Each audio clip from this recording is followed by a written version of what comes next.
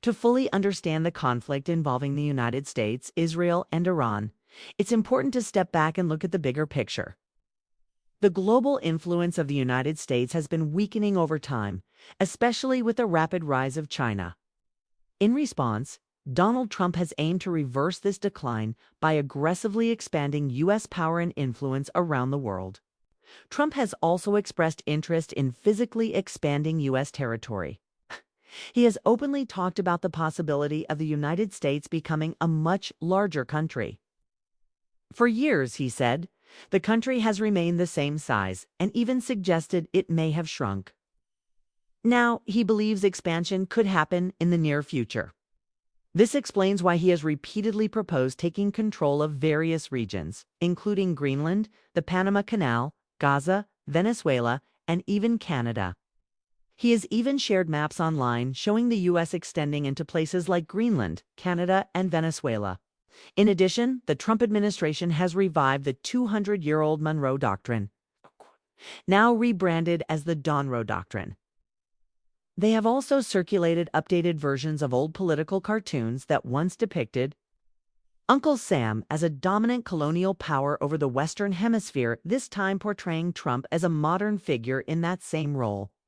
Just weeks before launching military action against Iran, U.S. carried out an operation in Venezuela, capturing its internationally recognized president, Nicolas Maduro. No, Trump made it clear that Venezuela's oil resources were a major target. He stated that large American oil companies would enter Venezuela, invest billions, repair its infrastructure, and generate profits. This move is part of a broader U.S. strategy across Latin America. While bombing Iran, the U.S. military has also been active in Ecuador, according to The Intercept. Internal Pentagon documents refer to a mission called Operation Total Extermination. This operation is described as a wide-reaching campaign across Latin America aimed at reasserting control in the region. In response to these developments, Brazil's President Lula da Silva spoke at a summit between African nations and the community of Latin American and Caribbean states. He warned clearly, saying they want to colonize us again. His statement reflects concerns that the U.S. is attempting to reestablish dominance not just in Latin America, but across the global South, including regions like West Asia and countries such as Iran. Looking at the broader global situation helps explain these actions. Over recent decades, the U.S. share of the global economy has declined. In 2000, it accounted for 20% of global output. Today, that share has dropped to less than 15%. Meanwhile, China has risen rapidly and by 2016 became the world's largest economy, now representing around 20% of global production. India is also growing, now making up more than 8% of the global economy. This shift has made the U.S. increasingly concerned about groups like BRICS. Trump has openly warned BRICS nations that any attempt to challenge the U.S. dollar would lead to serious consequences, including tariffs as high as 100%. At one point, tariffs on China reached 145%, while Brazil and India faced threats of 50%.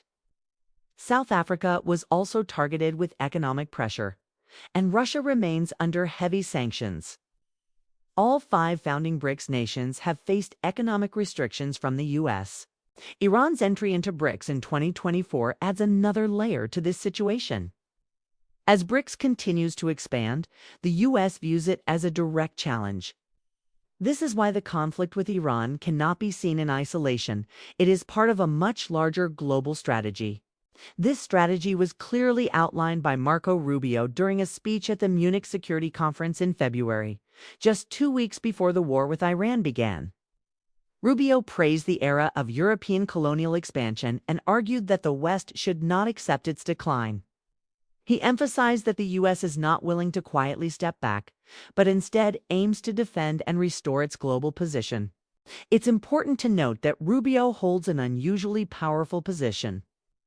He is both Secretary of State and National Security Advisor, making him one of the most influential figures in U.S. government, second only to Trump. The last person to hold both roles simultaneously was Henry Kissinger. At the same time, the U.S. has been increasing pressure on Cuba. After the Venezuela operation, the U.S. imposed a severe oil blockade on Cuba, cutting off energy supplies. This has caused widespread blackouts, even affecting hospitals, leading to preventable deaths. Trump openly stated that he wants to take control of Cuba in some form. Reports from The Atlantic indicate that the U.S. is preparing legal actions against Cuban leaders, similar to those used against Venezuela. These steps could be used to justify a future invasion. The article also revealed that discussions are underway about installing a wealthy Cuban-American figure as a future leader in Havana. To understand this, it's important to remember history. Before the Cuban Revolution in 1959, Cuba was controlled by a U.S.-backed dictator, Fulgencio Batista. After he was overthrown, Fidel Castro shut down mafia-run casinos and removed U.S. influence. Many of those former power networks relocated to Miami, where they still hold influence today. The current U.S. approach toward Cuba reflects an attempt to reverse that history. Cuba was effectively a U.S.-controlled territory after 1898, until it gained independence in 1959. Now, there are efforts to bring it back under U.S. influence. At the same time, Trump has expressed interest in acquiring Greenland, largely due to its valuable natural resources. The U.S. is also working to build new supply chains for critical minerals, aiming to reduce reliance on China. This effort includes partnerships with countries like Japan, South Korea, and Israel. All of these actions are connected. The U.S. is trying to rebuild its global dominance, limit China's rise, and return to a position similar to the 1990s and 2000s. Conflicts involving Iran, Palestine, Venezuela, and Cuba are all part of this broader strategy. Trump has even suggested that the U.S. could take control of Gaza, describing it as a valuable location with major potential. Meanwhile, Israel has expanded its presence in the West Bank and southern Lebanon. In Lebanon, Israel has displaced one of the population in the south and is reportedly planning to annex the area and connect it to the Golan Heights. Israeli leaders, including Benjamin Netanyahu, use strong language to justify these actions, describing their enemies as threats to civilization. Similar language has been echoed by U.S. officials. This type of rhetoric has historical roots in colonial narratives used to justify expansion. Throughout history, colonial powers often claimed they were spreading civilization while labeling others as backward. This same pattern can be seen today. At the same time, civilian areas, including hospitals and schools, have been targeted in conflicts, raising serious questions about these justifications. The Trump administration has also openly praised figures like President William McKinley, who led U.S. expansion efforts in the late 19th century. Trump has highlighted policies like territorial expansion and high tariffs from that era, suggesting a desire to return to a similar model. During that time, wealth was concentrated among powerful industrialists, while ordinary workers had few rights.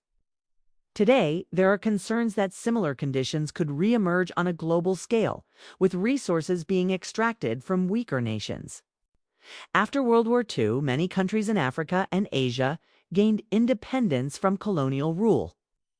However, there are growing fears that these gains could be reversed as major powers compete for control over resources and influence. Despite all this, it is not certain that the U.S. will succeed. History shows that powerful empires often overreach. There are already signs that the U.S. may be underestimating Iran.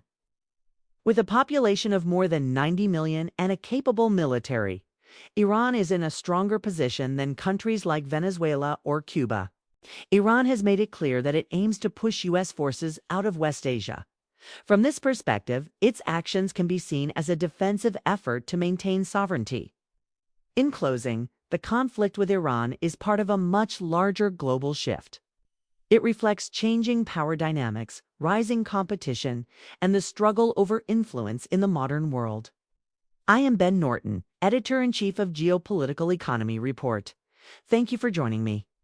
Please like, subscribe, and share. I'll see you next time.